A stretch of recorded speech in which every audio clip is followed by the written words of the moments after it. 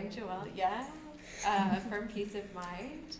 And we are so excited to have this conversation today with this amazing panel of Allyship in Action, moving from intention to impact. This is our third panel, and every single one has been so important. So can't wait to have this one. Thank you for being here. Thank you for Stephanie for moderating, and every single one of you.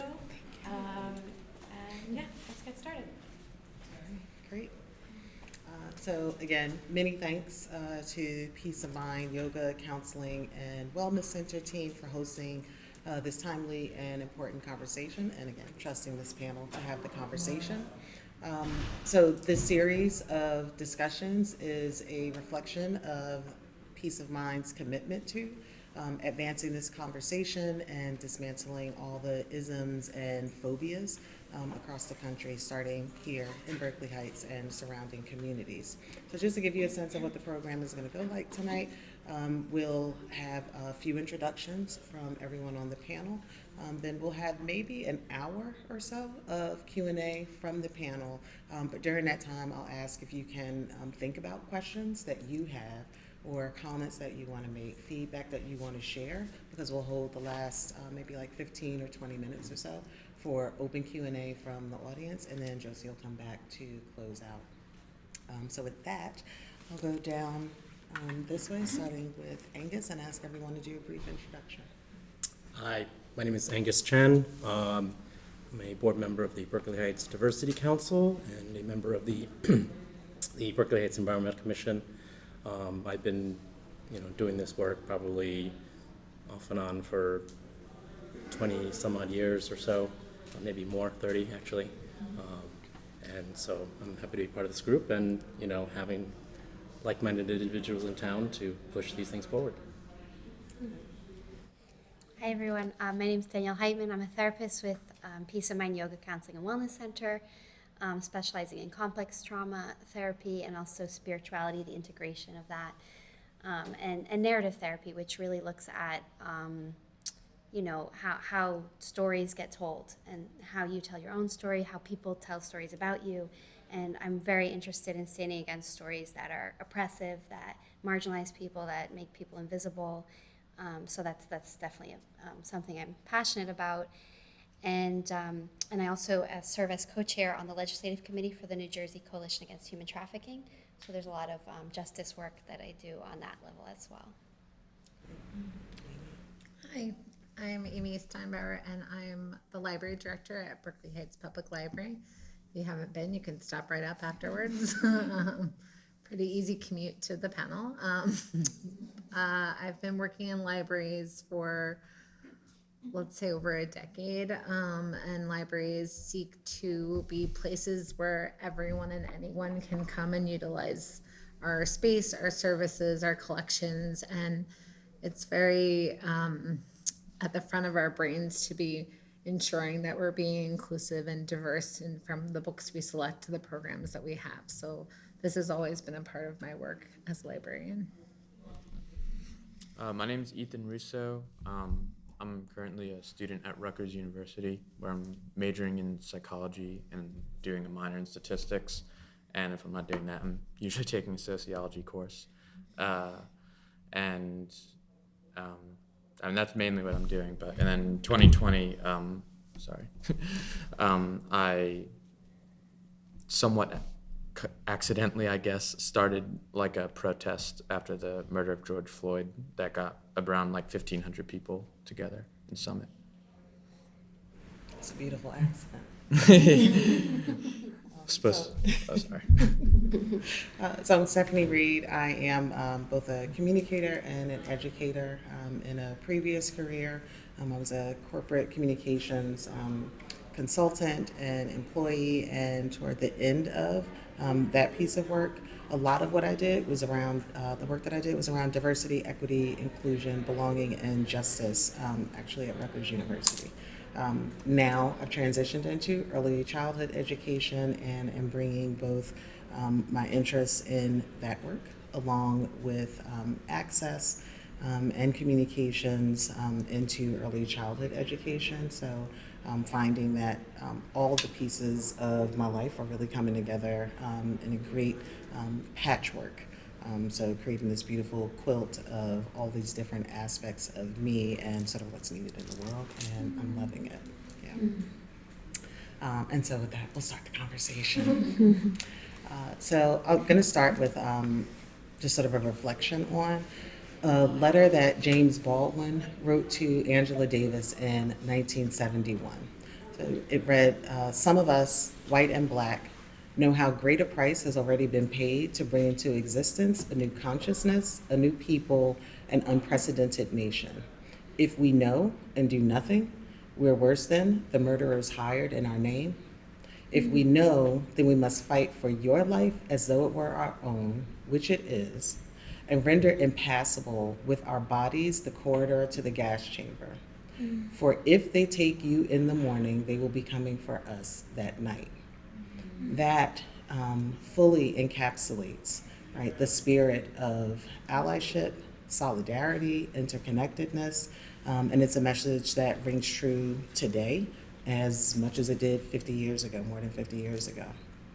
So as allies, we often manage our own issues, right? Microaggressions, macroaggressions, harassment, discrimination, violence, restricted access, while we also take on other people's issues, and oftentimes those issues overlap. And we do that with the intent to create spaces of safety and support. So before we go any further, I'm going to ask some of our panel members, what does it mean to be an ally, and how has your understanding of that evolved over time? So maybe Amy, we'll start with you. Perfect. No pressure. I was thinking a lot about this question and how, especially the part about time. I think my first thoughts of being an ally were probably when I was younger and, you know, like middle school, late middle school, high school, where friends would like come out to me and I'd be like, "I'm just here, I support you." And I'd be like, "I'm doing my good job of being an ally." And I kind of just equated it to like not being a jerk, would be like the opposite of it.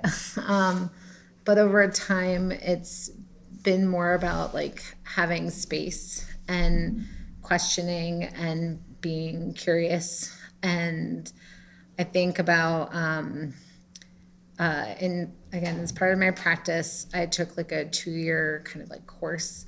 It was called a Project Ready. It's helping librarians re-examine their practices and their collections and look to be more inclusive and diverse. And I took it with a bunch of other, I was a branch manager, and I took it with other branch managers. And I feel like one example really stood out to me because we had an assignment where you were supposed to draw an unsafe neighborhood, like a place where you felt unsafe.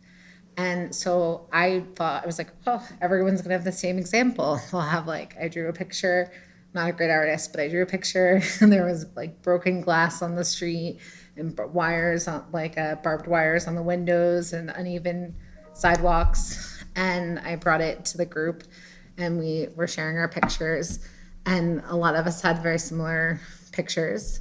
And then one of my colleagues who was Black had drawn a picture of like a very pristine neighborhood with big like MAGA flags out on the lawn, and she's like, "I wouldn't feel safe walking in that neighborhood." And it made me realize like that thoughts of like the dominant culture that we have as white people, and thinking that like everything is the same in the experience, but then realizing that it's not. So I think to me being an ally is like, it's an evolutionary process where we're always kind of checking back in on it and remembering that what's normal for us isn't normal for everyone. Thank you. Ethan? Yeah, I feel like she hit it on the head pretty well. And I meant to say normal like this. Yeah.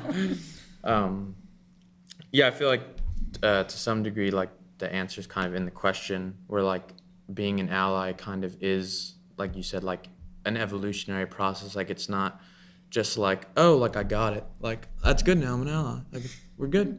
Like it's kind of like something that you do have to be open to like new things, and like I think also just really being like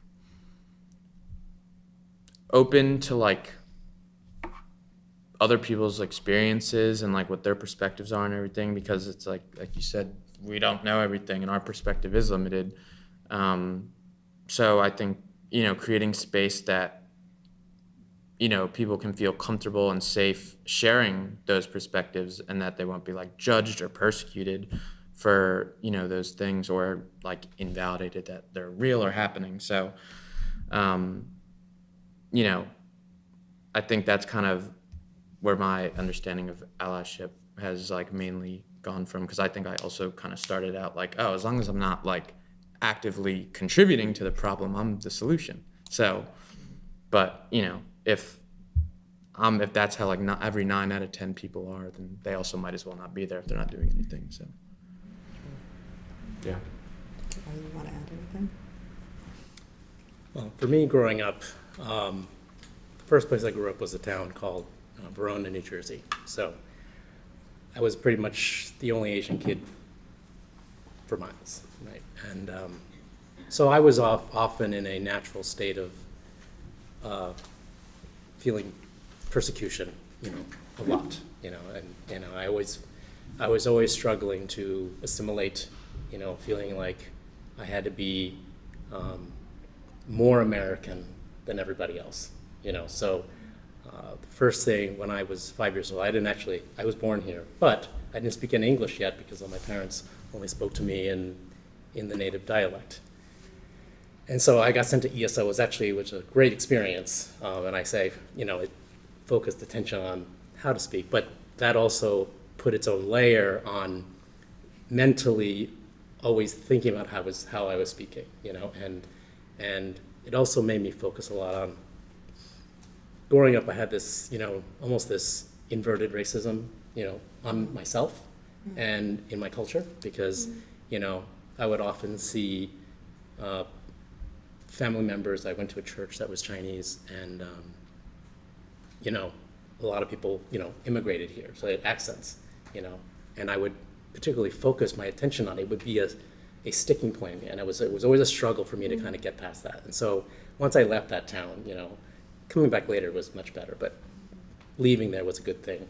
Then I went to Short Hills, which actually had a much larger Asian population at the time. It was probably like 15-20%. And then suddenly, and it was also less jock clique oriented, and so finally there was a chance to stand out. And then it all kind of evolved into, finding groups of people that you feel comfortable with, and then in that process, you support them, they support you, and then that's kind of how, you build these alliances and, help move things forward, especially if you find something that, needs action. Thank you. So I'll just add to that. So I think you probably gleaned this from the prior comments, right? That being an ally is bigger than posting a black square on social media. It's bigger than a pink hat. It's bigger than wearing a rainbow flag, because people's lives literally can be at stake in terms of having someone as an ally or not having the protection of a community of people. So to, I think, Ethan's point and Amy's, right, it is not just showing up and be like, okay, I did it, I'm good. It's showing up again and again and again in different ways, right? It can be submitting letters to politicians. It can be organizing a protest where 1,500 people show up. It can be making financial contributions. It is speaking truth to power in places and ways that make you uncomfortable, but that discomfort has to be sort of walked through, because there's so much more that's at stake. I think it's also standing up for people in places where those people are not, because they don't have a voice, because they're not in those spaces, and making it clear that I show up in this way, but behind me and with me are people who may not look like me, who may not have the same cultural values as I do or other values that I do, but I believe that they deserve a voice, and so I'm here. And that discomfort comes with, how are people going to see me because I'm an ally with this group? And I think we're seeing a lot of that in our society right now, right? People are truly being cast out because of who they support, cast out because of comments that they make about communities that people would otherwise have everyone just sort of shush and turn the other way. So it requires a lot of discomfort and self-reflection about what an individual's values are, so that you can then align yourself with people and their movements as well. So Ethan, you talked a bit about your definition of being an ally. So can you talk a little bit more about how you moved from awareness to action? So, yeah. Well, it's not great, but, I think especially in high school and if I wanted to, I could just toss it up to being like a stupid teenager, but I definitely had a lot to learn. And I definitely was not as open-minded as I was today. And, I think at the time, I was kind of just surrounding myself with people who thought similarly and having echo chambers. And I guess there were kind of two things. One, my brother's girlfriend and now fiance, her and I would always get into arguments about these things. And then I also posted something on my social media one time that was just really stupid. And it was actually really interesting because I had a lot of my classmates send me messages responding to it, and they totally could have been really mean and stuff, which probably would have just reinforced my views, but instead they actually were all really cool and just having talks with me. And I kind of came to realize that I was I don't have anything to say to these people. I'm kind of just regurgitating what all the people I listen to that share these views are telling me. So that was kind of the first major crack in the veil, I guess, is what how I put it. Where I was why do I think these things? What? And so that kind of snowballed. And then I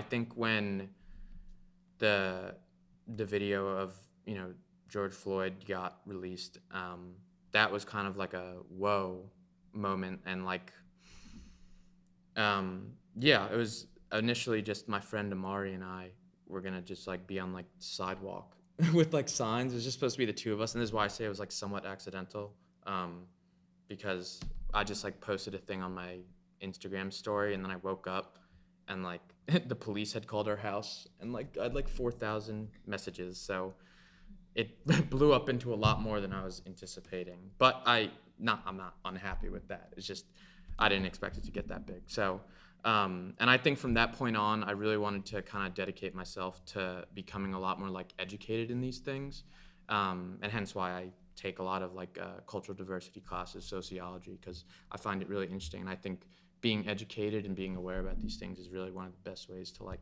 stay an ally, Wonderful. Thank you. So Ethan just spoke about sort of his work in moving from awareness to action. Angus, are you able to speak a bit about a time when you or someone you know also did that, right? Took action in the spirit of allyship, took it beyond words and beyond intentions? Well, I'll say it comes down to, sometimes the company you keep, so which evolved greatly over time. She's not here, but my wife is one of the best activists, growing up I've known. She's always, helped people throughout when she was in high school, helping immigrants acclimate, into school. She, was always attending protests, then organizing different sort of events, for her company and being part of organizations. So I would say, the evolution of, learning about things to starting to take action, a lot of it came from her influence. I don't think I would necessarily be nearly as involved as I would have if it wasn't for her.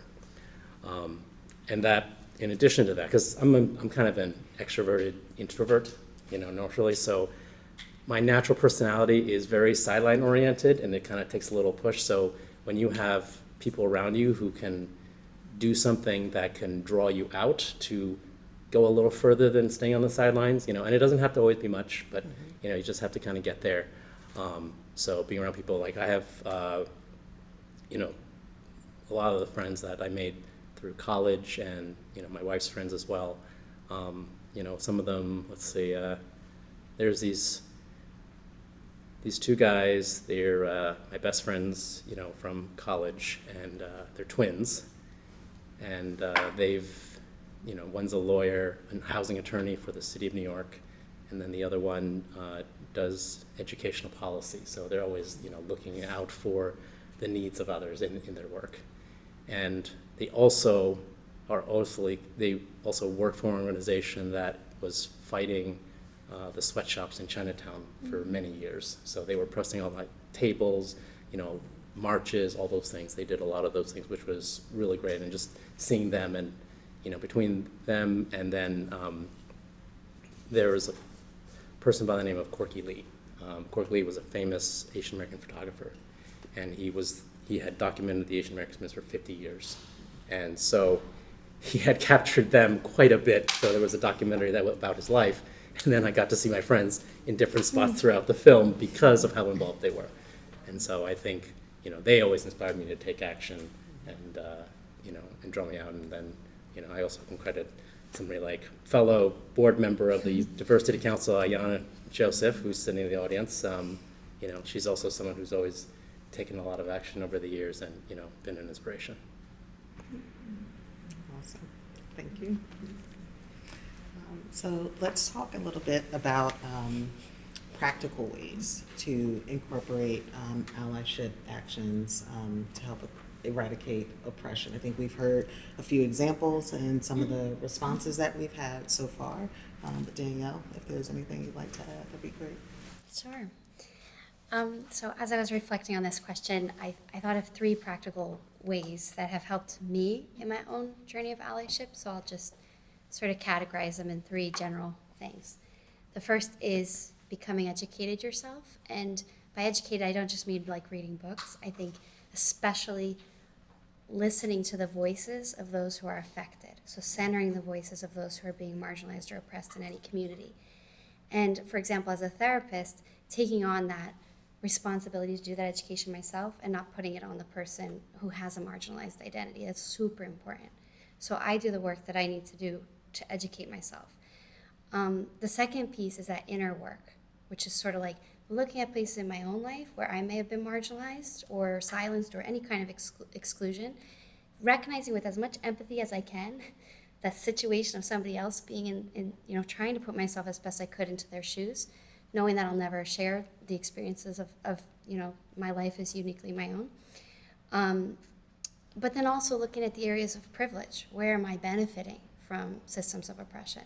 That's a lot of deep inner work. So that's really, I think, very, very helpful when it comes to long-term allyship, the evolutionary process of this. And then the third piece I think that's helped me is like being connected in real relationship with communities of people who are doing the work and taking the lead, especially from those. I like the line, nothing about us without us. So being humble, staying in the back, taking the lead from the people who are most affected by the issues, and recognizing where you can step in with maybe an area of privilege that you might have, or a skill set that you might be able to bring.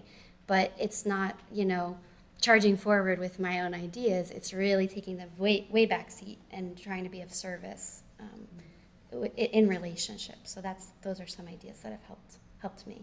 Great, thank you. Anyone else want to add in? Then I'll add a couple of comments. I think I definitely agree with Danielle on the aspect of education. And education comes in many different forms. I think once you have more information, it's sharing that information with other people, right? It is sort of the ripple effect of learning something and understanding it enough to say, I think that there are other people who can benefit from this and passing that knowledge along. I think checking in on people also is really important in a very practical way of being an ally, right? It's calling, sending a text, asking how you're doing. When there is news of an incident that you know impacts that person and the community or communities that they belong to, it's saying, hey, I know this thing went on. How are you doing? Are you okay? That personally meant a lot to me in 2020 and in 2021 to have people say, I know things are going on. I just want to see how you're doing. We haven't talked in a while. I just want to make sure you're okay. And if you're not, is there something that I can do to help you? I think one other thing is we're definitely going to come back to privilege in a bit. One other thing is being accurate and not fast, right? So not jumping on a bandwagon because it seems like everybody's doing this thing and we're going to go ahead and I'm going to do that too. And it really might not be the best thing to do. It's just the most visible or the most popular thing to do. And so it's being accurate in the sense of, is this what is needed in this moment for this individual or this community that I'm supporting? And figuring out, like, what can I do in the space that I'm in right now? Physically, mentally, what can I do? What do I have the capacity to do? Starting there and then growing from that space, right? Everybody's not built to either form a protest or participate in one. Some people just physically aren't able to do that. Everyone's not meant to do everything. Find your niche and get into it and then do the work from there. Can I add something to that? Absolutely. Do you want? I don't know if you Because I came a little late, but one thing that I find that is so important in allyship is the people that speak on my behalf when I'm not in the room. The people that make themselves present when I'm not there. So it's not just the activism at the moment so I can see it. It's those people that show up for me when I'm not there and then do the work in it. That's so essential and so important. And you know when they do the work because you see the results. So I just wanted to say that too. It's so important when I'm not in the room that you show up for me, you know. Thank you for that comment, Ayana. I'm just going to ask if we can hold all of our comments and questions until the end. Once we finish the panel Q&A, we'll open it up for more feedback and questions. Stephanie's comment made me think about one of the most used, like I've done I haven't solved racism, but I've done a lot of trainings on DEI working in libraries. But one of my favorite ones I took was with an organization called United Way, and they support libraries and like library work as like an independent party. Not important, but what I liked about her work is that it was DEI plus inclusion, but plus emotional intelligence, which I think is Stephanie's comment reminded me of, because I think knowing where you are in the journey is important. I liked every single week of her training. She had a moment where you would check in with yourself before we started the learning part of the course. And if you weren't ready for it, she was like, don't even engage. Because if you're like, out of 10 emotionally and you're burnt out and you're stressed out, you're not going to process anything that you're hearing. And it's not worthwhile for you to even participate in it. She was like, just end the session. You can watch it later.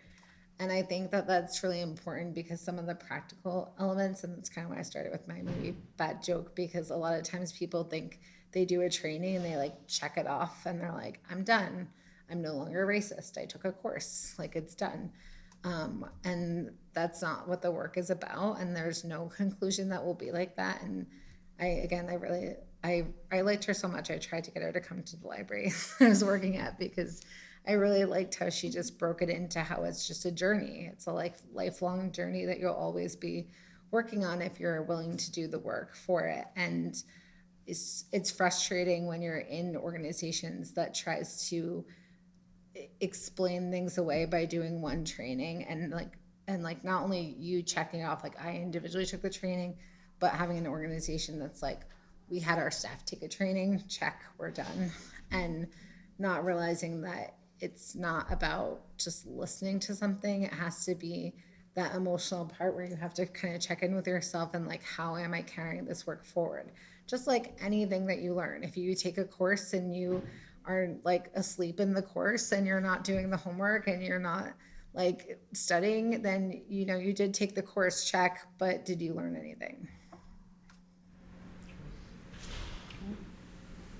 All right. So we're going to come back to privilege. Specifically, we'll talk about white privilege and how that factors into allyship work, and specifically why white people should acknowledge that they benefit from their privilege and how they can use that to fight racism.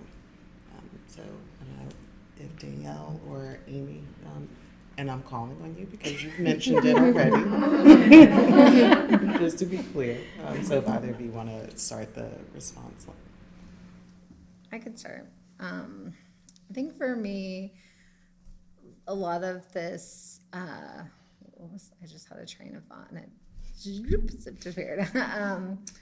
But a lot of, like when the pandemic hit, right, that was like such a moment for everyone. Did we learn anything? I don't know, but I tried to. And I think that when everything was crashing down, a lot of people were in this questioning phase. We're like, why is this happening? Why aren't these systems failing? And I think like what everyone else probably already knew, but what I was kind of learning was like, the systems were set up to be like this. The systems were set up to be oppressive to certain people. Like, this is how the system is working perfectly, no notes. So I think that in libraries and in this work, you know, there is recognizing that there is a dominant culture is part of the work. Libraries are, this isn't old statistics, but around 86% women, or people presenting as women going into libraries. And then of that, I think at least around 65% are white. So what does that mean when we are serving patrons who don't look like us and are not us? How do we remain open and accessible is always at like the forefront of my brain. I'm always triggered. You can ask my staff about the phrase, like, that's the way we've always done it, because I feel like not only is that not good a reason to keep continuing something, but usually the way we've always done it is to serve the dominant culture. So what are we doing? What is our practices? What are our policies? What kind of collection, what programs are we doing that we are missing out on not just serving the dominant culture? And if you think about libraries, you can see that play out from different programs that they offer.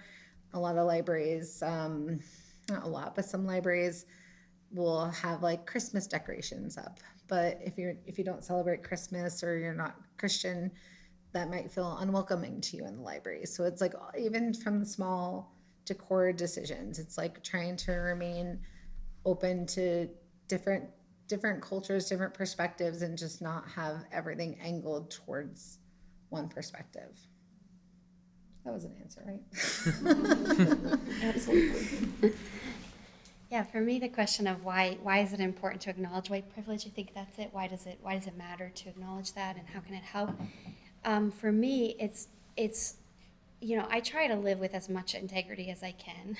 It's always a journey, but I think when integrity for me looks like being honest and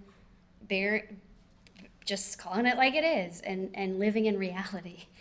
So back to the ideas of stories that we tell. You know, when I grew up, there were certain stories about racism in America that weren't true. They weren't true. They were fed to me, and they were lies. And you know, it's just so much better. I think it's a process of integrity to recognize the real stories. And the real story of race in America is that there is definitely a racial benefit to being white. There's racial privilege. This is just the reality. So for me, it's a process of wholeness. And then how can I use that privilege? I think it just, by being aware of it, by calling it like it is, you know, I can more readily respond when I see something happening that is race related. I mean, not perfectly. I can sometimes miss situations, but you know, it's helped with my allyship, because if you kind of are aware enough to see it, you can see it all around you, and then it helps me to live with more integrity of being able to respond, even if it means putting my own self on the line a little bit and, taking the heat. And I could think of a moment where I was able to do that, but it was only because I was aware of the privilege I had, to kind of have the back of somebody else who was, at that time suffering from a racial incident and needed an ally. So those are some of the reasons I think acknowledging privilege has been important to me and to the allyship journey. Great, thank you. Angus or Ethan, anything you want to add? Well, not being white myself, let me talk about my privilege, but privilege in general, because privilege can come in many forms. There's class privileges, class privilege, whether it's wealth or means, and this is the phrase that I came up with. I don't think it exists. I call it light privilege. It's not quite white privilege, but if you look at a lot of different cultures, your skin color, Indian culture, Black culture, the lightness of your skin has a direct effect, Latino, on where your place in society is. And so using, just from where I can speak from,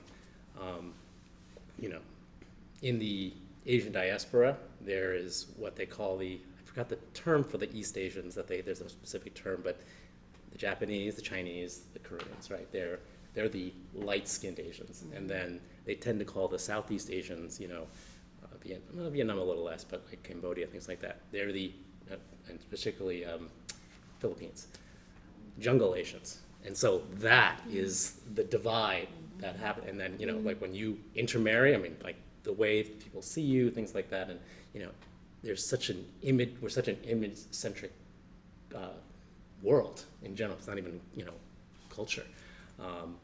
That frames everything. So when you are in a position of strength, right, and privilege, I think recognizing, where you have the opportunity to make change or make decisions that will go against the grain a little bit, and recognize, that true equality amongst others. We saw this problem with Google and Microsoft, actually. So, a lot of people know about the caste system in India, and that's been a hot talking point about the different castes in India now translate into the caste system in America, because Indian Americans are not all of the same caste, and so they all have different areas where they can excel or not, and so that's my take on privilege, and then just being informed and making sure you stand up for those those who are probably not going to get the same opportunities that you might get yourself. I think that almost ubiquitous placement of colorism across ethnicities around the world is like a whole conversation unto itself. But I appreciate that you brought that into the conversation so that we don't lose sight of that in this discussion. There was something else that you mentioned around privilege, just the fact that I think if each of us looks at our own life, we can find places where we are marginalized and places where we have privilege. And being able to do the reflection, right? As Danielle mentioned, right? Sort of look inside and think so who am I? And where can I place myself so that I can provide support to other people using the privilege that I have, whether it's socioeconomic, education, financial resources, whatever privilege it is that we have. Before I go on, Ethan, did you want to add anything? Yeah, sure. I think this is I feel like this is a really, important one to me. And I had my cultural diversity professor at my first school. Really, I feel kind of opened my eyes to it, and kind of the way he explained it was that he's white privilege is the fact that your race is never used against you. So it's like and I remember the example he gave, he's like, if you're Irish and someone comes into a room and he's like, I want to hurt everyone who's Irish, I can just hide the fact that I don't even tell him I'm Irish. But but that's only because I'm white. So he's like, someone who's black can't hide that. And he's like, so it's the fact that it's not used against you. And, and he even shared his experience where he was like, I grew up poor. And when I first learned about it, he's like, I got angry because it felt like what they were telling me was that I didn't work for what I worked for. Like, you're saying like, oh, I didn't have to work as hard because I was white. And he's like, and the professor who was explaining it to him was just like, you're conflating class and social issues. And that's kind of when his epiphany came. And, I think that is kind of the common reaction to it, which is just like, oh, are you saying like I didn't work for what I have? And it's like, that's not what it is. It's just like, and what, she was mentioning in that, like, racism didn't just like end in the 1960s because it was like outlawed. I mean, that's legalistic fallacy, it still exists today. It's just it's just taken a more kind of like indirect form, but it's still institutionalized, absolutely.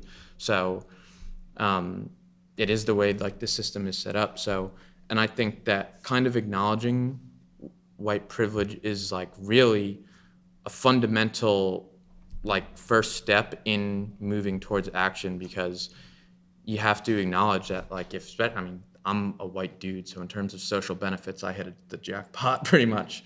So like you kind of have to acknowledge the ways you benefit to it, to also then know, if you know how you benefit it, you can also see how it also hurts people, So I really like, that is a very important thing to me. So Thank you all. So we'll talk a bit, I'd like to talk a little bit about what accountability in allyship looks like, particularly when mistakes are made.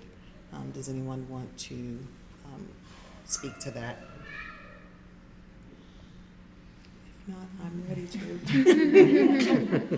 I'll get us started. So I'll share an experience that I had, which actually has left me with some trepidation when allyship is offered, particularly by white women, because I have found that in this case in particular that I'll share with you, and at least one other, I've been left feeling like, so this wasn't really about me, right? This was you. And so I had a white female colleague who self-identified as an ally because she said that she used her platform to amplify the voices of Black women.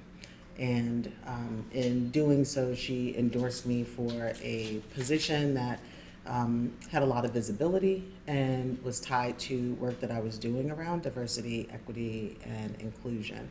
And so at one point we were talking about having like an educational campaign, and one of the components that she wanted to do was to leverage a parody of a film titled White Savior. And it was like a parody by a really popular white male comedian, and the woman who was sort of his opposite in this was a Black woman. And it was like a 3-minute clip, and about 60 seconds in, I was like, I'm good. Flipped the laptop shut, because while it was a parody, it was really painful to sit through and watch, because it was so accurate, and the parody and sort of how every joke ended as dismissive as anything in real life would, right? And so the space that I was in personally at that time, it just didn't work well. So I went back to this individual and said, hey, you know what? I don't think this is a good move. I think we should not do this. And it's because I had a visceral reaction to it. Like, my body reacted to it. It is reacting, even just having this conversation and sharing it with you right now. Because as my mind was processing it, my body is just like, girl, what? No, we're not doing that. So I said this to my colleague, and her response was, but it was so clever. It was so funny.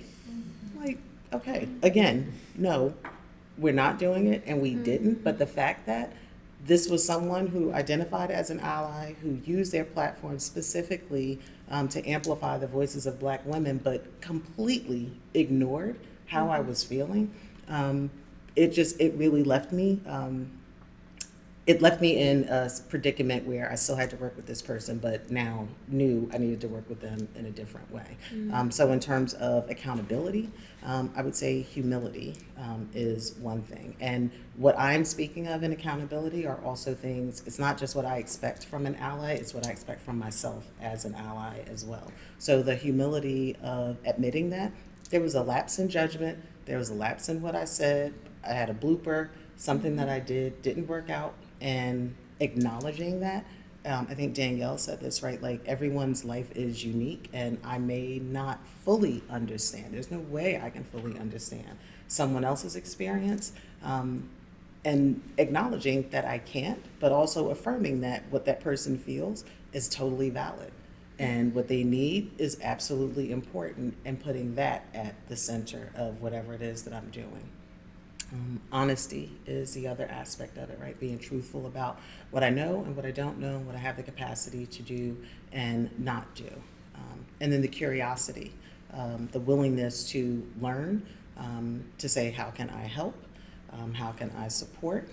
Because some people are doing it for clout, right? Doing the allyship thing for clout, to just be like, yeah, I have Black women and all these different marginalized groups I'm supporting, and everyone's on my team, and we're diverse. But if the words don't match the actions, then I have to believe what you do, because that is what is going on, right? Like, I can't believe what you say.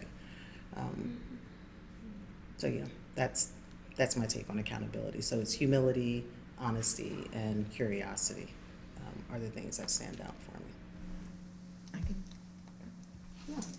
I like you going first, and that makes me have a good idea. I think it's funny because it's like, it kind of, again, like Ethan was saying, like, the solution's kind of in the problem in some ways. Like, especially as a white woman, you're like, I want to help out. I want to fix things. I want to make things better. And then the second you realize you've missed the mark, which happens because we're humans, and you kind of have that, like, tied your personality or your personal self tied to the work that you're doing. So when someone tells you you've made a mistake, and they have the bravery to call that out, because that's really, really difficult. Then what do? We like retreat inwards, or we get defensive because we're like, you don't know us. We're a good person. You missed the point. Like, I'm an ally. I'm doing the work. So I feel like that's like a hard thing to separate. Like, I'll pull a librarian and go to kind of like to an author or a researcher. Brene Brown, if you've heard of her, I was just watching a clip that was talking about her work, because she's a shame researcher, and there's a lot of shame being an ally and making a mistake. There's like a lot of shame attached to that, because you're like, now I'm racist if I've like done one thing wrong. It's like, the whole gang and caboodle, or whatever the phrase is. But I think that Brene Brown's work is trying to like say that, like, you're a mistake. Like, the mistake is something you did, and like that distinction in your brain, like, you're not the mistake, you made a mistake. And so I think like depersonalizing it and depersonifying it is one way that you can like accept it, which I mean is extremely difficult. It's not easy. But I think, again, like, having space, as like Danielle said, to like have a practice about it. I think also like realizing you're a human and you make mistakes, and like the point isn't to it's not to be perfect. It's to keep trying, because if you try to be an ally and you make a mistake and then you're like, oh, that's it, I'm done. Like, what's the point of that? Like, that's not that's not going to help anyone. And it's, if you're someone who had an open mind and thought for a second that you can make change, and then the first thing that happened, you shut the door. I mean, that's already a rarity in this world that someone would even want to make a change. So like we can't close the door on our progress just because the first step was like a missed one. Thanks. That's a great perspective on responding constructively, right, when you make a mistake or when you're called out or when you're challenged as an ally. If anyone else wants to chime in. Yeah, I got some thoughts here that might be helpful too, because I think it comes down to relationship. And, you know, I definitely value being accountable in all my relationships with friends, with my partner, with my family, with my clients, especially as a therapist. That is huge value for me. I learned that from other great, wonderful mentors in my life. And it's just something that I think is very useful. But recently I came across some research that has been really helpful with all relationships, and I think especially with allyship. Maybe some of you are familiar with the love languages. There's like, you know, research around 5 ways that people can give and receive love. The same group of researchers looked at what an effective apology, how people give and receive effective apologies. I don't know if y'all are familiar with that, but I found it very, very useful. So there's basically 5 domains, and people can use all 5. But one is, I may kind of get them a little bit wrong here, but something to the degree of acknowledging that it was wrong. Acknowledgement can go a long way. One is around expressing remorse, like really actually feeling sorry. Like, you know, that was wrong. You know, I'm really sorry about that. That can mean a lot. One is around planned change. Like, I'm going to make sure that I do my homework next time. You know, it's like, I'm going to change in this way. One is around what's called making restitution. So, like, how can I make this right? Is there something I can do to make it right? And I think the last category is around asking for forgiveness. So not assuming that the person has to forgive, but recognizing, like, hey, you know, I really messed up. I'm asking for your forgiveness. I understand if you don't want to give it. But that's it. I thought that was really interesting research because I found it helpful personally. I passed along to my clients, and maybe in this context, it might also be nice to know. So Absolutely. Thank Yeah. you. sure. So we'll talk a little bit about organizations, right, as a systems, right? So we've talked a lot about from an individual level, what allyship looks like, what it should not look like. But let's talk a bit about organizations. So maybe Amy, if you can talk a bit about workplace leaders, moving allyship forward from a value to a live practice. Yes, it's good work. Yeah, I was thinking about this question a lot as I strive to be a good leader. I have my missteps, but it's a work in progress. I think for me, there's a lot of educational components to it. You know, it's not all in education, but I think a lot of it is, as education can be a good way of putting everyone to the same baseline, because sometimes we assume that everyone will get it, everyone understands what the work is and the work that needs to be done. But in assumptions, there's places for mistakes and missteps.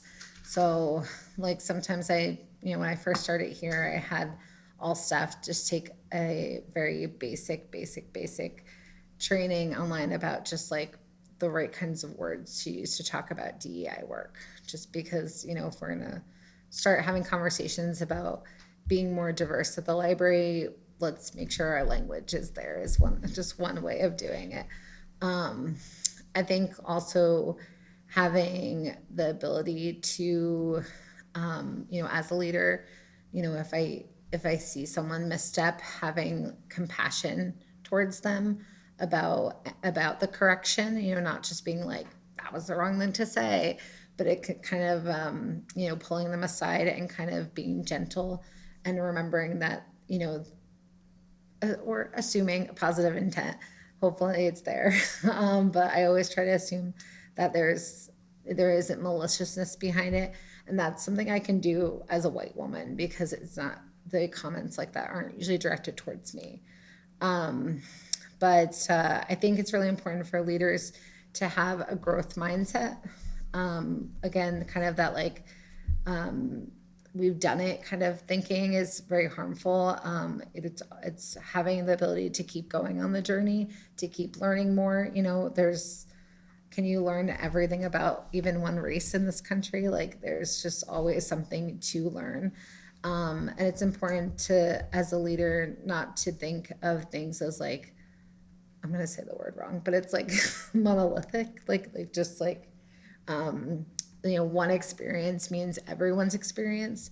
That's really important as a white person to think about, but also as a leader, because I have a staff under me. So I want to make sure I'm keeping in mind that, you know, learning something about one culture doesn't mean that's everyone in that culture is ascribed to that perspective. I'll still write my little notes. Again, just like having space, having the ability for people to come to you curious and questioning, and you're not chastising them for asking a question, is really important. And then really, like, I challenge my staff to look at the whole picture of what we're doing. You know, like I've said a couple of times already, like what is our space welcoming? Is it accessible? What kind of collection do we have? What kind of books are we? Becomes a big thing in libraries. It can be kind of like performative in a way, which we didn't exactly talk about, but sometimes people will, you know, put a book like with a black boy on the cover on the display, and they're like, did it. And then they read stories at story time with all white characters.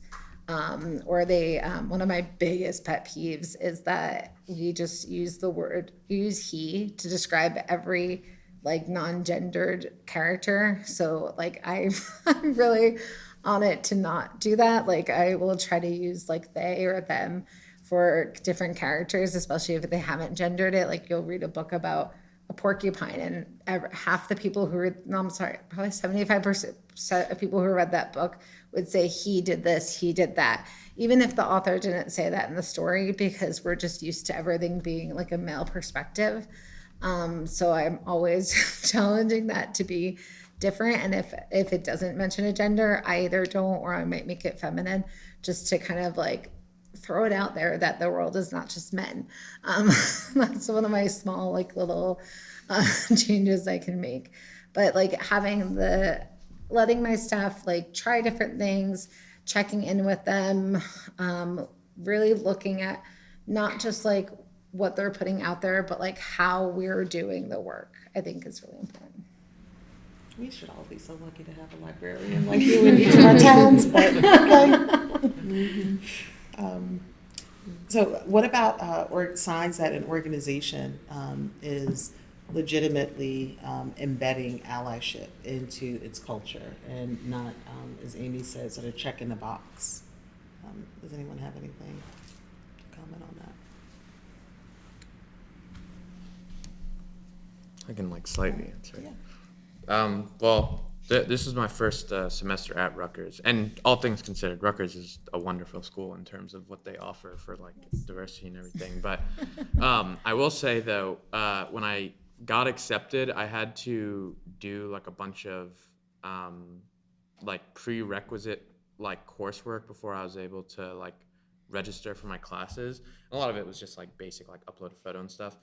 But then I got to these like courses I had to take, and some of them were about like harassment, like diversity, racial like profiling, all that stuff.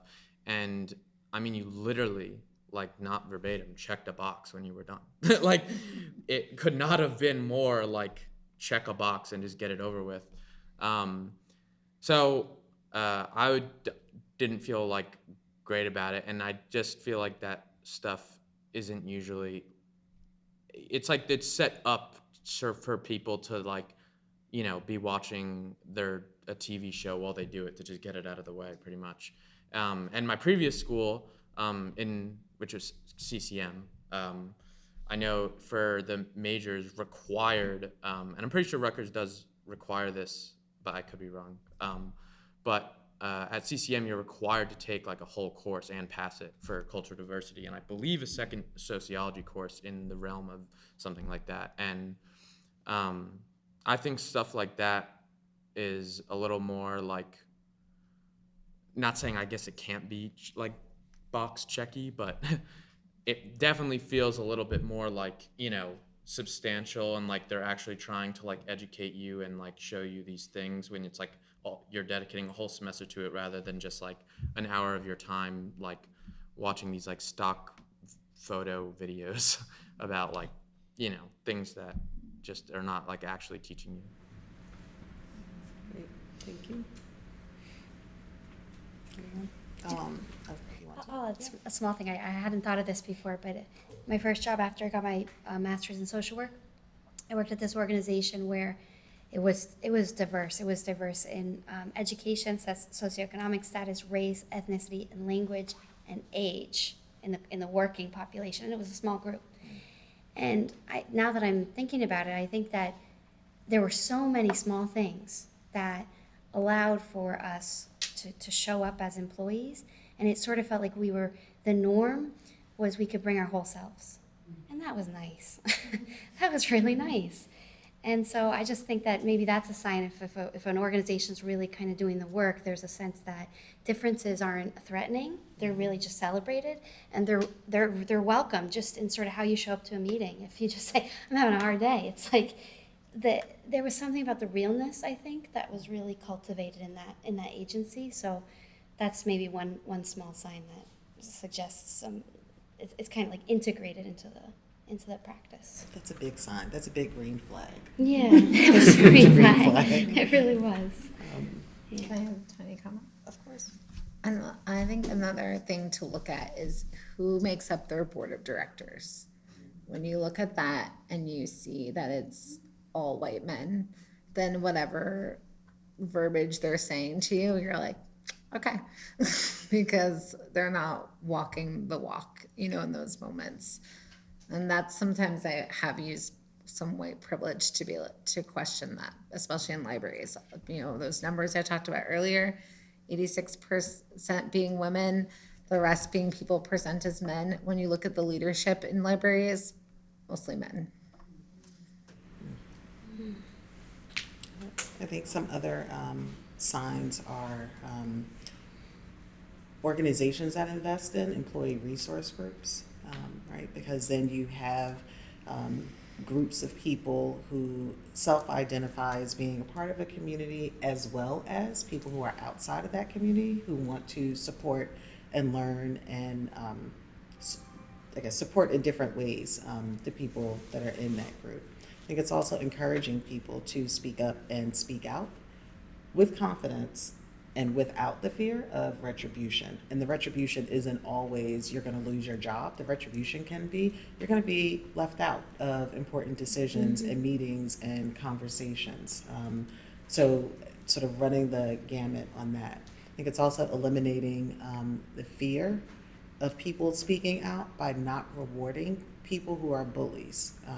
There are people who are bullies in corporate America, and I'm confident in probably every organization that exists. And those behaviors, of course, they don't show up like they do on the playground, right? Like nobody's coming and literally like pushing you down to knock you on the floor. But mishandling those poor behaviors really is a sign that people who want to support those on the margins won't get that support because the organization and the leadership find the other behaviors to be more valuable. And I think one really, really big sign, probably two, having tangible outcomes that are related to those values in action, and establishing performance goals that are tied to that. Like you establish it to performance goals, people will straighten up and fly right, and things will tend to get better. So I know we are sort of close on running to an hour. I'm going to ask two questions, one specifically to Danielle, and then the last question, I'll see if everybody can respond to it. So Danielle, what strategies do you recommend, and I'm asking you specifically because of your work as a therapist, for having difficult conversations with family, friends, coworkers who may not yet understand the value of allyship? I can probably talk a lot about this one, but just to kind of, I guess going back to, the relationship piece, because I think You know, if you're in it for the long haul, we want to make sure we have a relationship where we could possibly mutually influence each other. So I would say, you know, also being a narrative therapist, I think about the story. So if you can think about this person being influenced by stories that have been misguided, maybe intentionally, help separate the person from the problem, or the person from the idea that they're repeating, that can go a long way. Because it sort of can lower the fight-flight response and sort of help to create a little bit of safety in the conversation. But also I would say just building time with that person, if they're a friend, a family member, whatever, spending time where you can connect in human ways, like outside of whatever it is you're trying to help them see. And I think the stronger you can build up those relationships, the moments can come where you might have that tense conversation and you need to check them, and there's already so much there, so they could maybe hear you more. And now there are some people that I found in my life that just aren't open, and that's hard. And I think in those situations, it's more of a question of like, you know, cutting your losses and keeping your energy for where it's better spent. But I would say that some of those other principles can be helpful in those situations. Great, thank you. Yeah. And so we're going to end on a high note. What gives you hope about the future of allyship and social justice work? Anyone who wants to speak on that, please do. Well, I mean, you know, if we look at everything going on in society right now and how serious everything is becoming every day, you know, I think it's kind of perverse, but having problems leads to, you know, there's no such thing as a utopia, right? So, you know, problems are always there, and I'm always inspired by all the people that I, you know, see throughout my life, or, you know, see in different spaces, whether online or you know, elsewhere, who are, you know, stepping forward in some way. Some small, some large. You know, I don't really put, you know, I don't put specific value on what is big or small necessarily. You know, I think, you know, as long as they're doing something, you know, but, you know, we're seeing a swirl of it, and, you know, there's little ebbs and flows, but it's coming. You know, whether everything's always successful is another story, but, you know, I think seeing the wealth of, you know, fight in people is heartwarming. Mm-hmm. I can always talk. I try to keep in mind that the loudest voices aren't representing the entirety of the story. You know, with the, I don't know if you're aware, but book banning has become a huge thing in libraries. And what kind of books are they banning? It's all books about people with different gender identities, books about people with different races, books about people who are marginalized all over. But they've found that most of the book bans are coming from truly just 11 people, 11 very organized people. And so it's both like scary and like also, I don't know, sometimes it makes me feel empowered, because if 11 people can do that much work, all we need is like 12 people who are louder on the other side. And like, it's just getting organized is a hard part of it. And, you know, trying to have the capacity and the bandwidth for it is the struggle. But just sometimes reminding myself, like, all of the terror you see around you, and there's a lot of terror, and it can swallow you whole.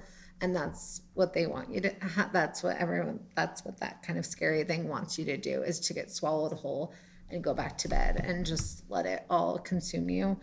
And then in those moments, I try to remind myself that it's just 11 angry people not wanting to change their life because they feel like it's coming at a loss to them, and they're fighting back so hard.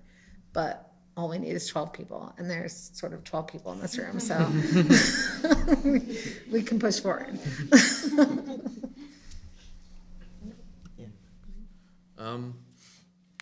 I think at some point I feel like I kind of acknowledged it so much, just like, especially with like social media and everything, like we're flooded with so much information, and because obviously, promotes engagement, most of it's negative. I've like accepted that in the short term, it's super hard to feel like positive about like the future. So I kind of took a more like, I guess like macro approach of just like the timeline of like human existence, where like, 1,000 years ago, I mean, the things that were considered like just like, yeah, no, this is just like how it is, like were so barbaric, and like slowly but surely you see like little,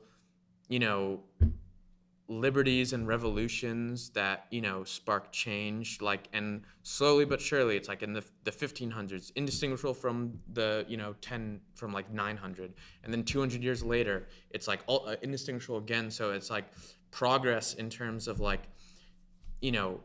rights, liberties, like actual freedom, like he said there's no such thing as a true utopia, but it has been progressing. And just like almost like a person who's on like a journey of like self-discovery, like the progress is not always linear.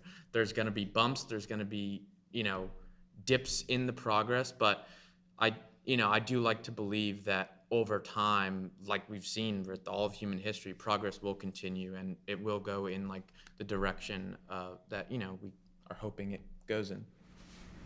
Great. That's a great way to wrap up. Ethan, Amy, Danielle, and Angus, thank you all so much for your insights and sharing your experiences and recommendations. We are going to open up to questions, comments, feedback from the audience. You're listening. I just want to say I think it was really, really insightful. My place of employment, I found that it's a large group of like young white women, and like we have a few like males and a few like people of different ethnicities, but it's mostly like still white. And like we had a leadership meeting not too long ago, like about diversity and inclusion, and just thinking on it, it kind of felt like a checkbox, like, yeah, we had this meeting, now we're done. But it's kind of like got me thinking like ways to approach and kind of like to bring the topic forward, like how can we like better like advance, Right. So I really actually found this really inspiring. Good. See, you are one of the 12.